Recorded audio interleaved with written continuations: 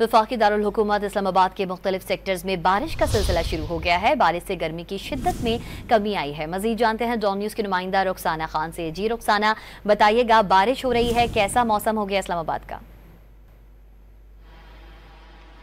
जी बिल्कुल, इस वक्त शहर इक़्तिदार के मौसम की बात कर ली जाए तो मौसम इंतहाई खुशगवार है। इस वक्त जो है वो बारिश का सिलसिला शुरू हो चुका है, हवाएं चल रही हैं, आसमान पर काली घटाओं का राज बरकरार है। मारगला की पहाड़ियों को भी स्याह बादलों ने अपनी लपेट में ले रखा है। हर मंजर जो है वो इंतहाई दिलकश दिखाई दे रहा है और इस्लामाबाद का मौसम इंतहाई सुहाना हो चुका है।